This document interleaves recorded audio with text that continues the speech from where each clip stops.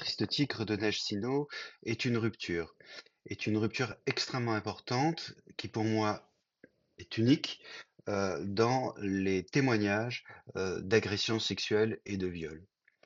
Euh, Nous avions l'habitude d'avoir le point de vue de la victime qui témoignait des conséquences et notamment du stress violent, du traumatisme violent que cela pouvait conduire. Par contre, Triste Tigre, même si nous avons accès à cela, n ne constitue pas le cœur du livre. Le cœur du livre, c'est le mal, c'est questionner les motivations d'un violeur d'enfants et de tenter, dès les premières lignes, de questionner le mal, d'en faire un portrait. Et Neige Sino fait quelque chose d'absolument incroyable, c'est que cette tentative-là, eh bien, elle a cette immense honnêteté de dire que c'est un échec. Au cours du livre, elle dit, voilà, on n'arrive pas à cerner les motivations d'un violeur. On n'arrive pas à cerner qu'est-ce qui peut pousser un homme à vouloir agresser sexuellement un enfant. Et c'est ce questionnement-là du mal que l'on ne retrouve pas dans les autres témoignages à ma connaissance. On peut retrouver ce questionnement du mal dans des essais, notamment autour du nazisme, notamment comme par exemple Little avec Les Bienveillantes, ou d'un point de vue plus théorique, philosophique, avec Hannah Arendt. Et je trouve que l'originalité du travail de Nash Sino nous conduit à nous questionner sur le mal, à nous questionner sur les motivations du mal.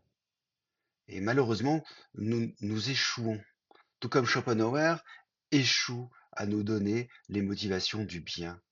Nous sommes dans des extrêmes de l'humanité, et ces extrêmes-là sont des parts d'inconnu. En cela, Triste Tigre est vraiment exceptionnel.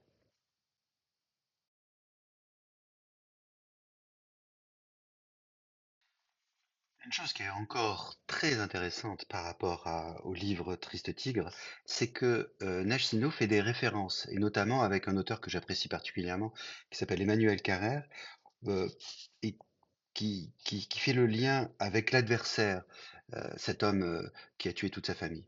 Et en faisant ces ponts, elle crée un objet esthétique. En faisant des références bibliographiques, en faisant des références littéraires, pour être précis, elle ainsi crée une relation entre le lecteur, son témoignage, et dans ce qu'elle s'inscrit, à savoir une création littéraire, un roman. Alors, ce n'est pas un roman puisque il y a des événements qui sont liés à sa vie, mais ce n'est pas non plus une autobiographie, ce n'est pas non plus un témoignage. C'est une pure création littéraire, et c'est quelque chose qui fera plaisir à mon ami Jean-Michel Vives.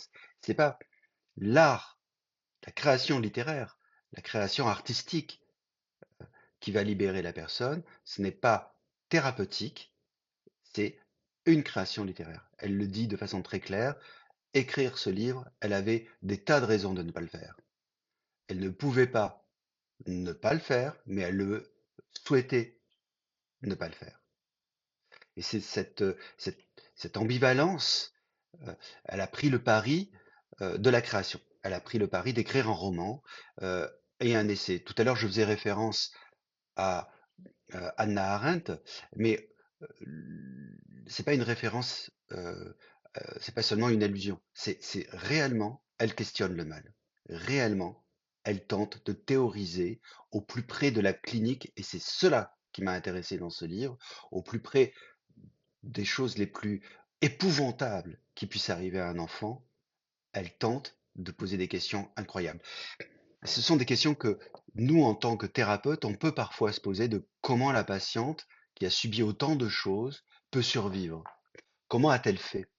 Qu'est-ce qui s'est passé pour qu'elle puisse continuer à vivre et que les personnes qui en sont témoins n'en soient pas autant affectées que nous quand nous écoutons la patiente.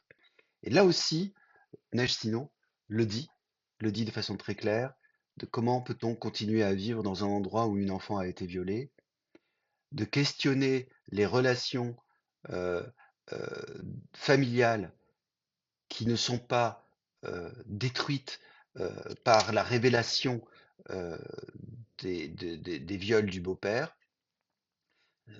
et cela, je l'ai pas trouvé ailleurs. J'ai pas trouvé ça ailleurs, je l'ai trouvé dans la clinique, je l'ai trouvé, dans ce que me racontaient les patientes, ayant subi, des violences sexuelles, d'être étonnées que la mère continue à vivre avec le beau-père ou qu'elle fasse comme si de rien n'était. Alors ce qui n'est pas du tout le cas dans Nage Sino, sa maman quitte, heu, le violeur. Heu, Elle a même une des phrases heu, très très touchante puisqu'elle dit que son père qui n'a pas su protéger son enfant en est mort de chagrin.